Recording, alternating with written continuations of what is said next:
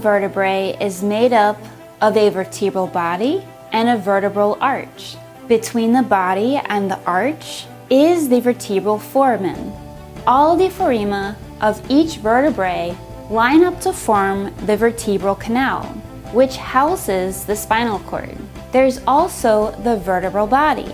This is the anterior part or the front portion of the vertebrae. Its superior and inferior parts are lined with hyaline cartilage. Vertebral bodies in the spine have an intervertebral disc between them. The vertebral body is the main weight-bearing part of the vertebrae. Since this is the case, the vertebrae found in the lower portion of the spinal column have larger bodies than the vertebrae in the upper portion of the spine. The vertebral arch. If the vertebral body forms the front portion of the vertebrae, the vertebral arch forms the lateral or side and posterior or towards the back portions. Vertebral arches have various processes, which are bony prominences, where ligaments and muscles attach. Let's go over these, starting with the transverse processes. These extend at the sides and at the back of the vertebral body. Each of the vertebrae have two of these. We also have the spinous processes. The spinous process is found centered posteriorly at the vertebral arch's point. Each vertebrae has one spinous process. Articular processes. These form the joints between a vertebrae and the vertebrae on the top and under the vertebrae. Pedicles attach to the vertebral body to the transverse process, while laminae attach to the spinous process and transverse process. Facet joints, on the other hand, are the spinal joints, or the place where one vertebrae connects with the other. Intervertebral disc. Intervertebral discs are flat cushioning pads that lie between each vertebrae. They allow for flexibility and act as shock absorbers for motion. The intervertebral disc is made up of a tough outer layer called the annulus and a soft center called the nucleus pulposus. A herniated disc means that the intervertebral disc broke and that the center, the nucleus pulposus, seeped through the annulus.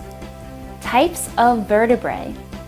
The spinal column is composed of the cervical vertebrae, the thoracic vertebrae, the lumbar vertebrae, the sacrum, and the coccyx. The cervical vertebrae, or cervical spine. There are 7 cervical vertebrae in the body. They are known as C1 through C7. Among the 7 cervical vertebrae, C1 and C2 are called the atlas and the axis. They are unique and essential for head movement. C2 and C6 are small and oval in shape.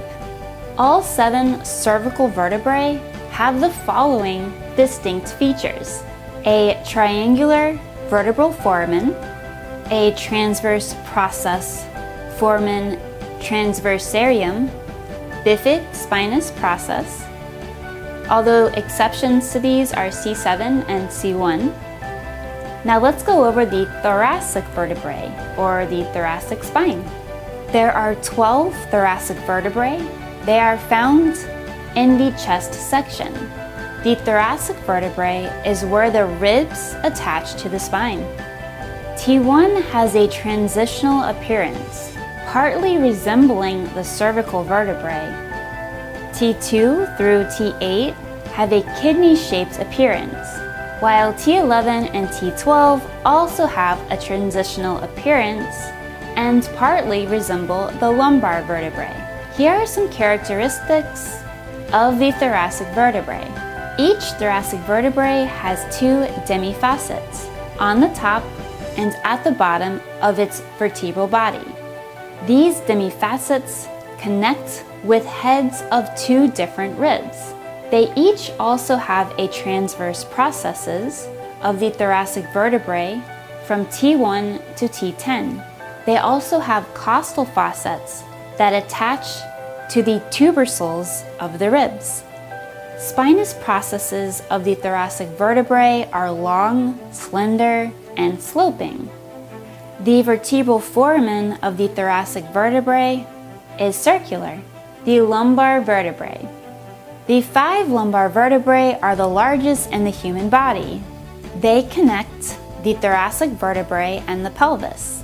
Lumbar vertebrae are kidney-shaped and have short and thick pedicles and laminae. Their shape and large size are specialized for supporting the torso's weight. Unlike other vertebrae, the lumbar vertebrae do not have the following structures. They do not have a transverse foramina, a bifid spinous process, or costal facets. Similar to the cervical vertebrae, the lumbar vertebrae do have a triangular-shaped vertebral foramen. When it comes to their spinous processes, the lumbar vertebral spinous processes are shorter compared to the thoracic vertebrae. The spinous processes of the lumbar vertebrae also do not extend below the vertebral body. The lumbar vertebrae is usually where spinal procedures like lumbar punctures and epidural anesthesia are performed. The sacrum. The sacrum is composed of 5 fused vertebrae and forms the base of the spine and the back of the pelvis. Most clinicians describe the sacrum as an inverted triangle that can be felt at the small of the back. It has a dorsal and a pelvic structure, a base, an apex, and lateral mass on both sides. Congenital abnormalities related to the sacrum include lumbarization and sacralization. Lumbarization means the detachment of the S1 from the sacrum, while sacralization means the abnormal fusion of L5 to the sacrum. The coccyx. The coccyx is a small bone found below the sacrum. Just as there are no vertebral arches in the coccyx, there's also no vertebral canal in this structure.